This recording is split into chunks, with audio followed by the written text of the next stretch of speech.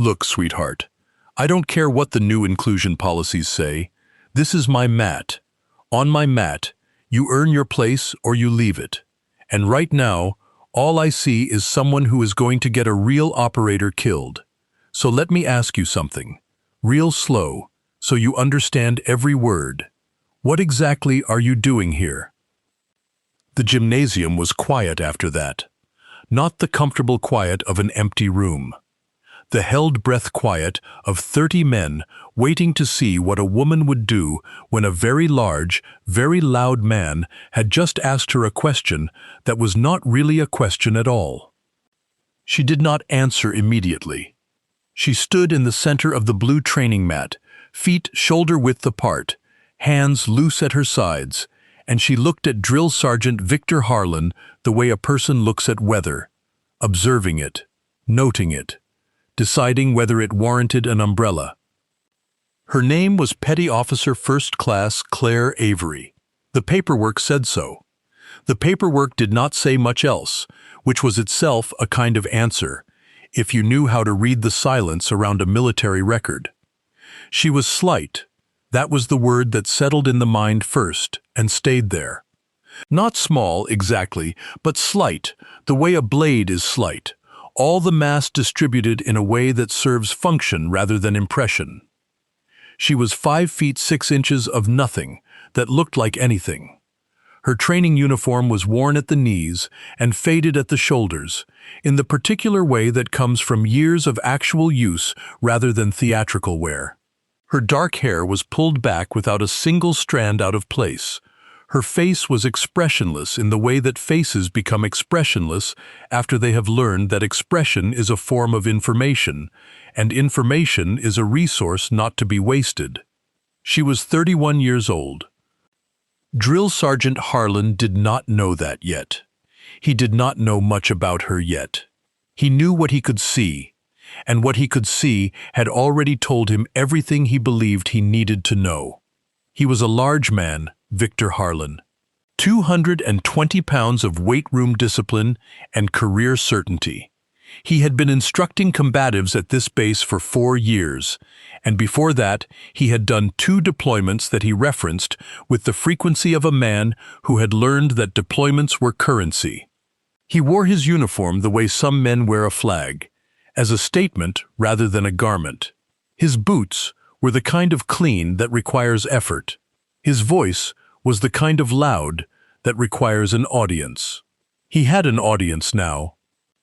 30 trainees stood at the perimeter of the mat, a ring of watchful eyes above damp collars, all of them measuring the situation the way trainees always measure situations involving instructors, carefully, silently, with the particular attention paid to things that might later be asked about on a test or referenced in a debrief.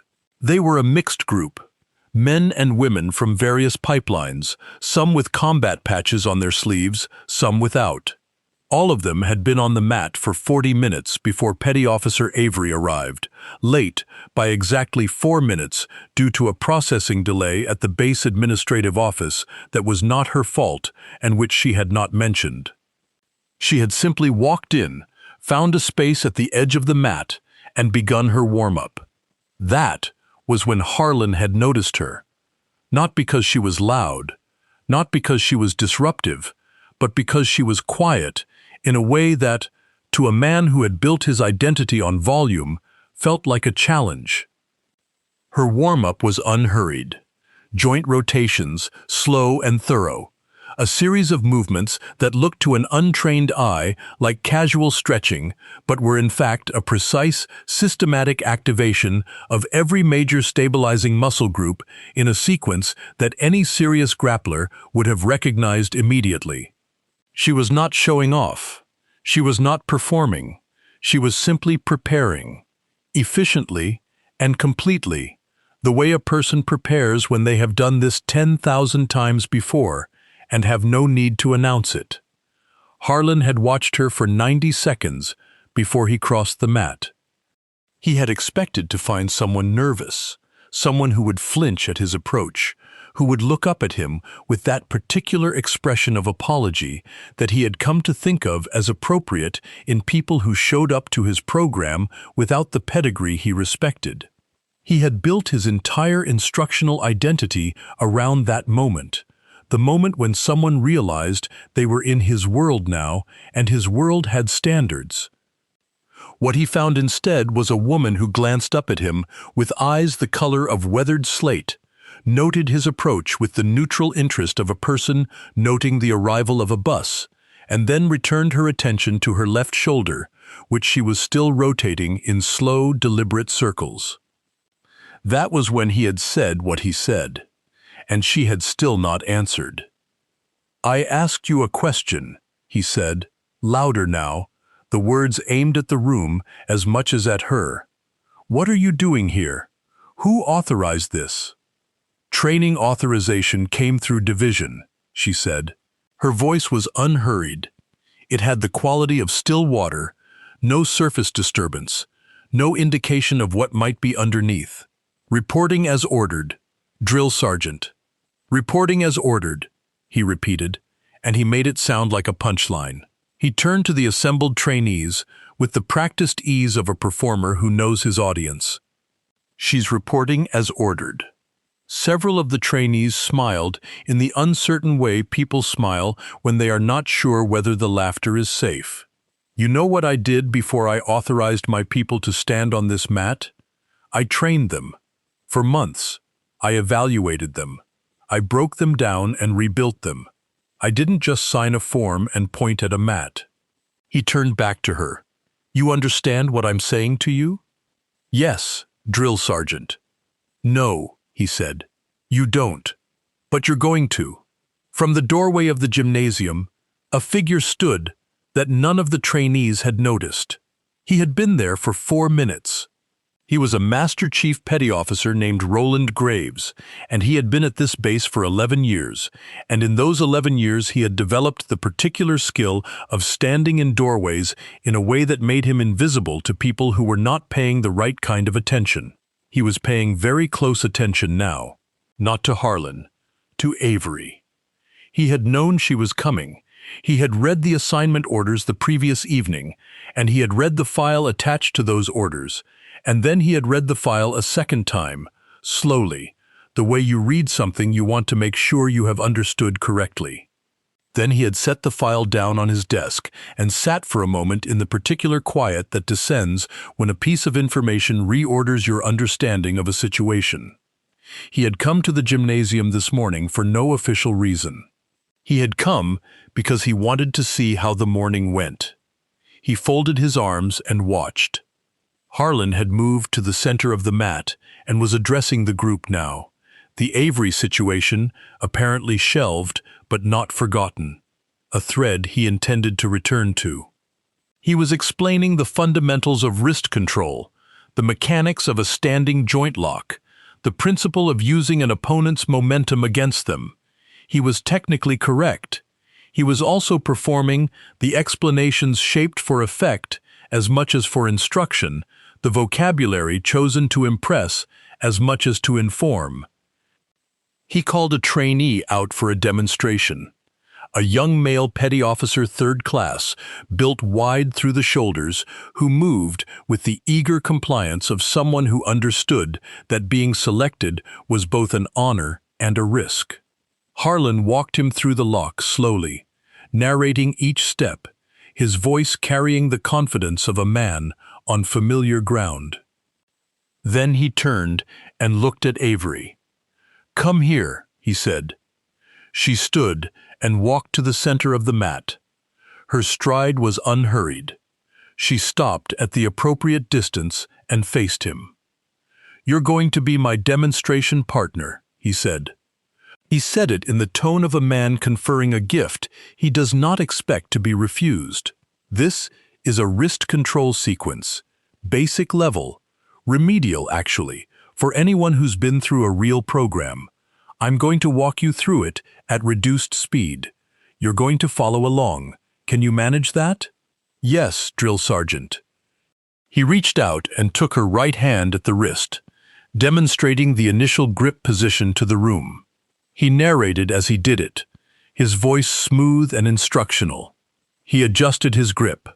He explained the angle of force. He noted the alignment of the elbow. He was thorough and professional in the way that people who are doing something in front of an audience are thorough and professional. Then he increased the pressure. Not to the application point, not yet. Just enough to feel the structure of the lock engage, the slight tension that communicated to a partner that the technique was live and ready. It was a test, not a mechanical test of the technique, a test of her. She gave him nothing. Her face did not change. Her breathing did not change. She looked at a point on the far wall with the patient attention of someone waiting for a traffic light. He increased the pressure further. "Relax the hand," he said, loud enough for the room. "If you're fighting the technique, you're going to hurt yourself.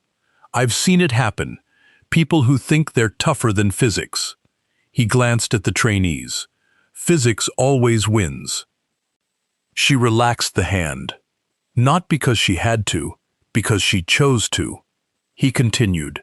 He walked through the follow-on mechanics, the takedown sequence that flowed from the wrist control, the positioning, the leverage. He was good at this. He genuinely was.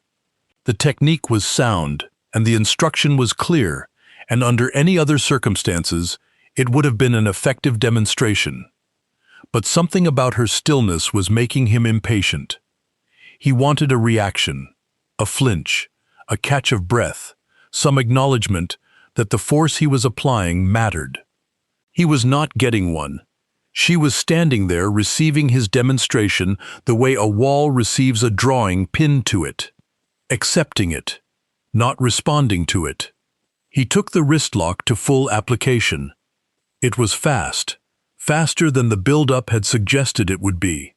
The angle snapped into alignment, and the force came through, and the room heard the sound before they understood it. A sharp report like a small branch breaking. And then 30 trainees were very still, and the only person who moved was Harlan, stepping back half a pace, his expression cycling through several things in rapid succession.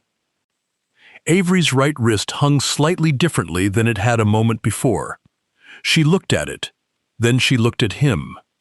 The expression on her face had not changed. It had the particular quality of a person who has noted a fact and is processing what, if anything, requires doing about it. "You need medical," Harlan said. He said it quickly, and there was something underneath the quickness, not quite alarm, something adjacent to it. "No, drill sergeant. That's not optional, petty officer. You're done for the day." "No, drill sergeant." The room had gone very quiet. The 30 trainees had the collective stillness of people who understand they are watching something they will be describing for years. Harlan's jaw tightened. "Get off my mat. That's an order." "I'm going to need 60 seconds, she said. Her voice had not changed. She walked to the edge of the mat where her pack was. She unzipped a side pocket and removed a roll of athletic tape. She sat down on the bench, braced her right forearm against her thigh, and began taping her wrist. The movements were precise and economical. She did not rush, she did not wince, or if she did, it was interior, invisible, a thing that happened somewhere underneath the surface and stayed there. She was done in 12 seconds. She stood up and walked back to the center of the mat. Harlan stared at her. "I told you to leave." "I heard you, drill sergeant." "Then why are you still on my mat?" She looked at him with those slate-gray eyes, and something in them had shifted. Not anger. Nothing so legible as anger. Something older and colder and considerably more focused. "Because I'm not finished," she said. He moved toward her. Later, some of the trainees who were interviewed about what happened next would describe it differently, the angle from which they saw it, the precise sequence of events. But they agreed on the basics. He moved toward her with the intention of physically removing her from the mat. He reached out, and then something happened that none of them could entirely account for in real time. She was simply somewhere else than she had been. The geometry of the space between them rearranged itself in a fraction of a second, and then Drill Sergeant Victor Harlan, 220 pounds and 4 years of instructional authority, was face down on the mat with his cheek against the rubber and his right arm in a position that would have allowed her to break it with approximately 12 pounds of additional force. She did not apply that force. She held the position for exactly 2 seconds, enough time for the room to understand what had happened, enough time for him to understand it, and then she released him and stood up and stepped back and came to parade rest. It had taken her less than 2 seconds from the moment he touched her. He lay on the mat for a moment, not because he was hurt, because his brain was still catching up to the information his body had just received. Then he pushed himself up slowly, and he turned, and 30 people watched his face go through a series of adjustments as he tried to locate an expression appropriate to what had just occurred. He opened his mouth. From the doorway, a voice spoke first. At ease. Master Chief Roland Graves walked across the gymnasium floor with the unhurried stride of a man who has never needed to hurry to command a room. He was not large. He did not need to be. There was a quality to his presence that the trainees would later struggle to describe. A density, a weight of accumulated credibility that had nothing to do with physical size. He crossed the mat and stopped between Harlan and Avery and looked at neither of them directly, which was somehow more authoritative than looking at either of them. "Everybody take a seat," he said, "around the mat." The trainees sat. He stood in the center of the mat for a moment, hands behind his back, and he looked at the floor as if reading something written there that only he could see. Then he looked up. "Drill Sergeant Harlan," he said. "Master Chief." "Do you know who this is?" A pause. "Petty Officer First Class Avery, Master Chief, per the assignment ord." "I know what the orders say," Graves said. "I'm asking if you know who she is." Harlan's face was very still. "No, Master Chief." Graves reached into his breast pocket and removed a folded piece of paper. He did not unfold it. He held it in one hand and looked at Avery for a moment with an expression that was not quite a smile and not quite something else, but somewhere in the precise territory between respect and recognition. Then he looked at the room. "I'm going to read you something," he said. "I want you to listen carefully, because in my experience, people don't fully absorb information like this the first time. They need to hear it twice." He unfolded the paper. He read it the way people read things that carry weight, slowly, without inflection, allowing the facts to carry themselves. Petty Officer First Class Claire M. Avery. 8 years of continuous active service. 4 combat rotations, 3 of which were classified and cannot be fully disclosed in this setting. Special Warfare Community Assignment for the duration of her active career. Dev grew attached for 6 of those 8 years. Operational role, not support. Current hand-to-hand combatives evaluation score for her pipeline, highest recorded by a female operator in the program's 11-year history. Qualified instructor in 4 combat disciplines, awarded the Bronze Star with Valor Device for actions in a theater that the citation specifies only as a denied area. Her wrist, Drill Sergeant, he said, pausing, folding the paper, has been broken before. It was broken in a training exercise in her 3rd year. She completed the exercise. The gymnasium was very quiet. 30 people were doing mathematics they had not known they needed to do until a moment ago. They were revising estimates. They were recalculating the distance between what something looks like and what something is. They were doing this in real time, in their faces, and it was not comfortable and it was not quick. Harlan said nothing. His face had arrived at an expression it would carry for some time. "She is here," Graves continued, "as an observer and evaluator. A program review, requested by the command, to assess the quality and methodology of this course. She has been on this mat for 37 minutes. He paused. "She has been evaluating this course for 37 minutes. He looked at Harlan. "The report goes to the base commander by Friday. If there had been a sound in the gymnasium, you would have been able to hear it." Harlan looked at Avery. Avery looked back at him. Her wrist was taped. Her posture was perfect. She had not moved from parade rest since she had released him from the floor. Her face held no expression that he could name, which was worse, somehow, than if it had held contempt. Contempt, he would have understood. This was something else. This was the face of a person who has already moved on, who has already filed the preceding events in a mental folder and turned their attention to whatever comes next. He was not worth her contempt. He was not worth her anger. He was data, and the data had been noted, and she was already thinking about something else. He turned back to Graves. "Master Chief," he began. "There's nothing you need to say right now, Drill Sergeant," Graves said, not unkindly, which was the harshest thing he could have said. "There's nothing that would be useful." He looked at the room. "I want you all to look at this moment. Really look at it. Burn it in." His voice was even and measured. "You are going to serve for years. Some of you will serve for decades. And in that time, you are going to meet people. You are going to make decisions about those people based on what you can see, based on the visual information available to you in that moment. You are going to be wrong. The question is how wrong and at what cost." He let that settle.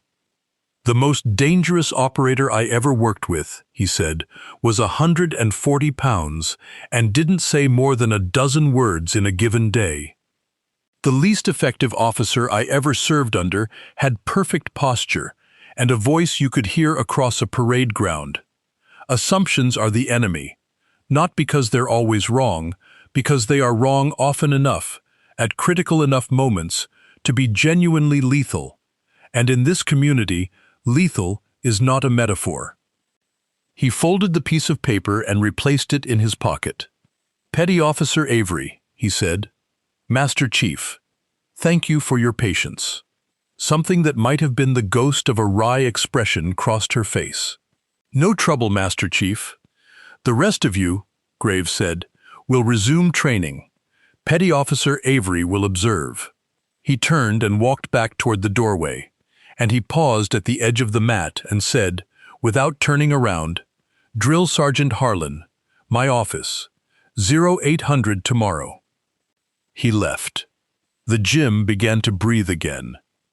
If you believe that true competence never needs to announce itself, that the most formidable people in the room are often the ones you passed over at first glance, type competence in the comments below.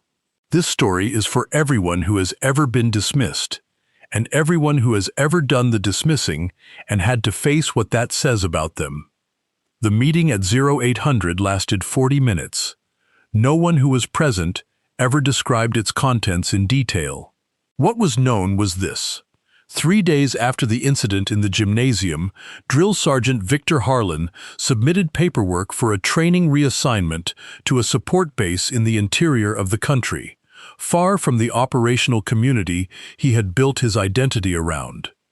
The paperwork was approved with a speed that suggested it had been anticipated. He was gone within the week. The base absorbed his departure the way bases absorb such things, with a brief flurry of conversation, a few knowing looks between people who had heard versions of the story, and then a return to the daily business of preparing people for things that mattered. Bases are practical places. They do not dwell. They process and continue. But the story did not go with him. Stories like that one never do.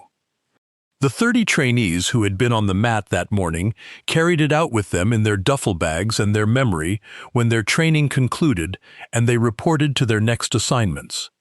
They carried it the way people carry things that have rearranged something fundamental in their understanding. Not a lesson learned from a lecture, a lesson learned from watching a thing happen in real time in front of them, a thing that had revised their model of the world at a level below language. It traveled the way such things travel in the military, in the back of a truck between bases, in a barracks common room late on a Tuesday, at a table in the corner of a chow hall at an FOB somewhere far from that gymnasium, and its blue mats, and its smell of rubber and disinfectant and rearranged assumptions. One trainee told it to his roommate at his next posting. The roommate told it to his fire team.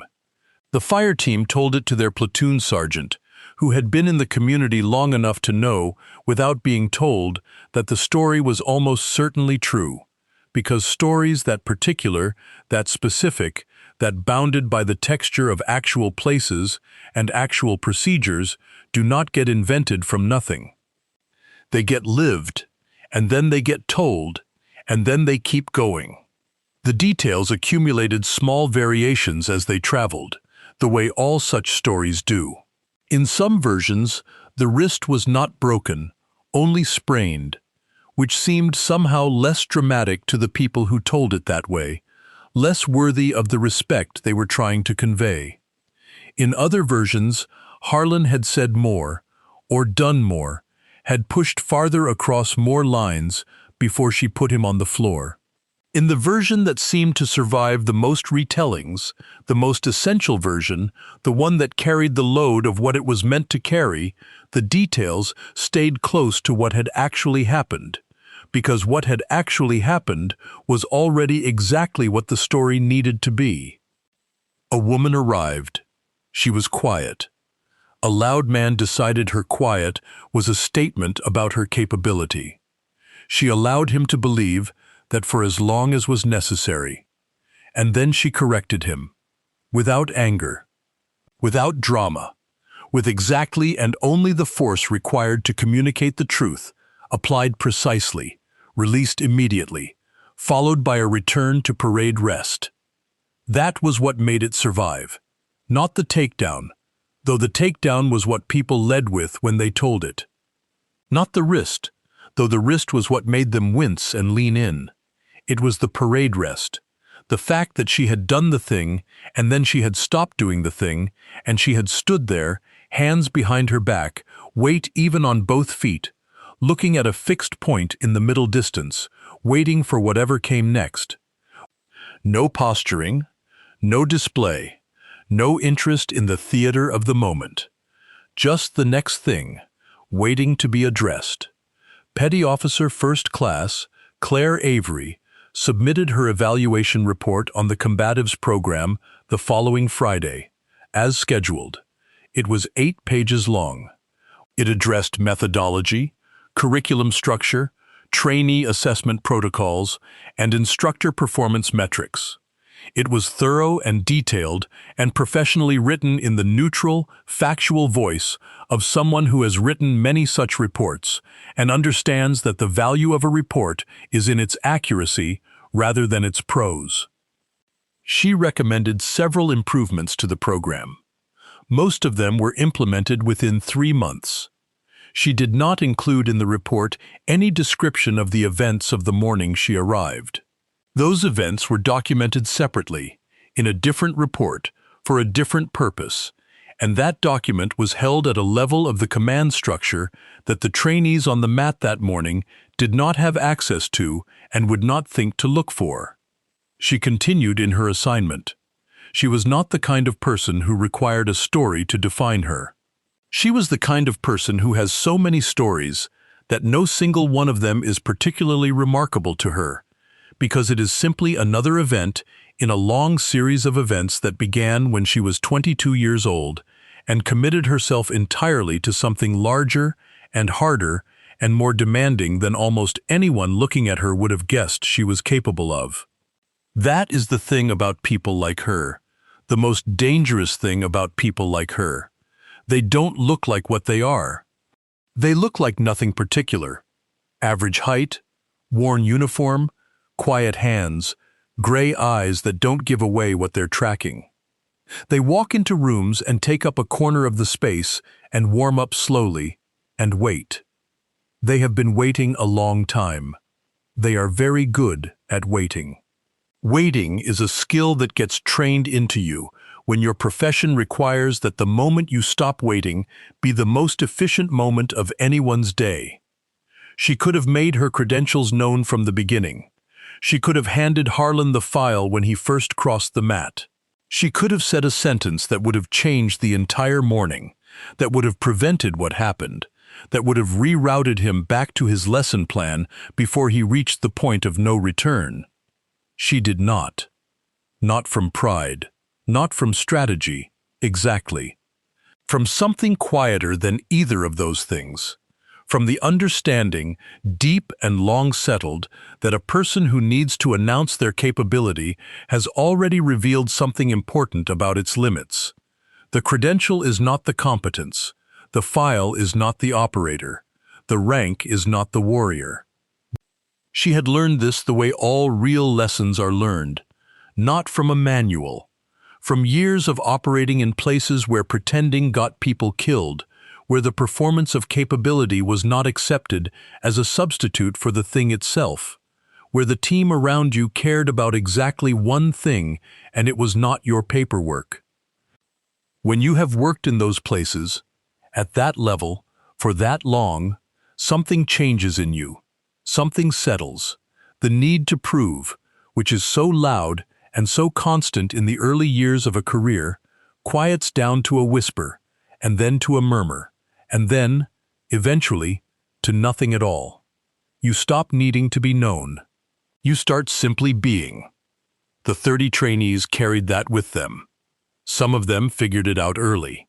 A few of them understood it before they left that gymnasium, saw it in her return to parade rest, and recognized something in it, a model of behavior they had been looking for without knowing they were looking for it.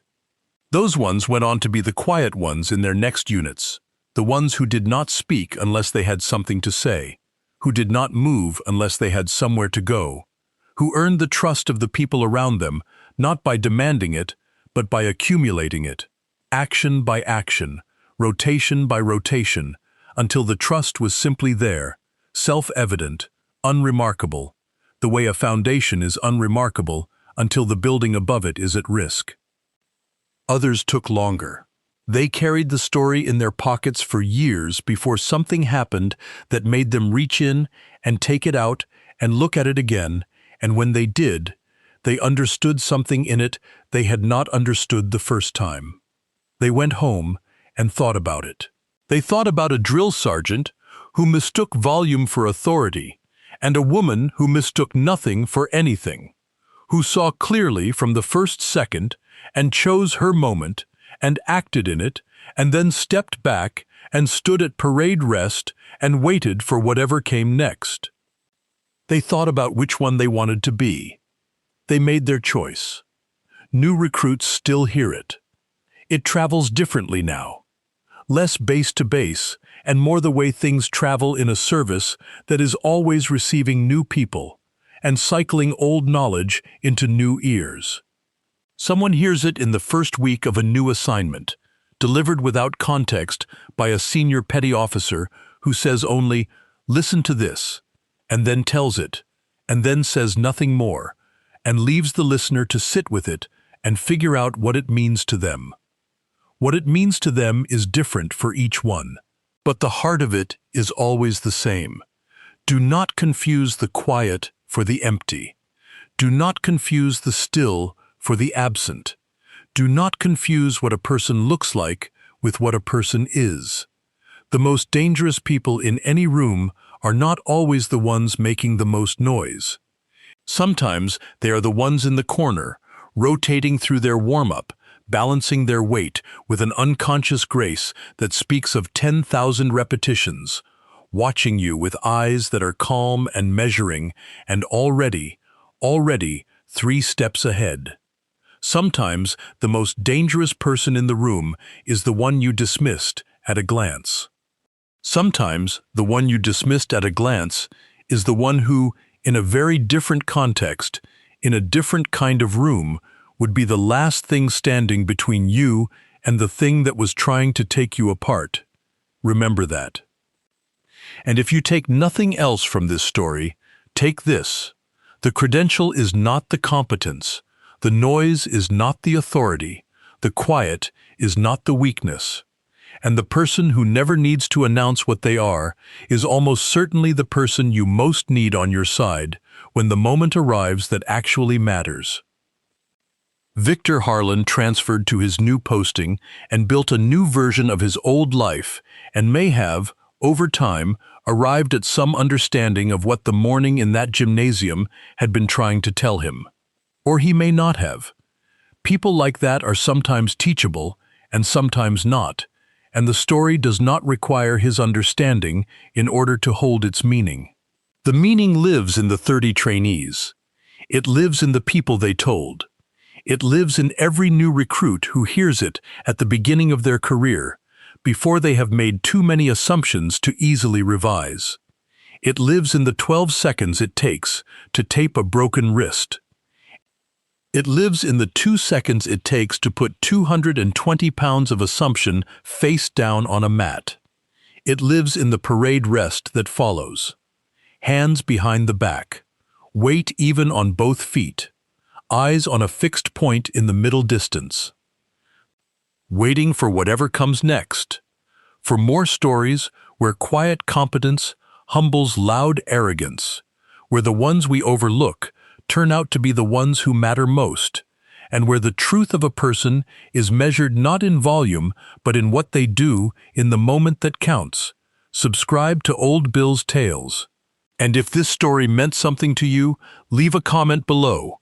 Tell us who in your life carries themselves like Petty Officer Avery. Tell us about the quiet ones. We read every one. I'm Old Bill, and I'll see you in the next story.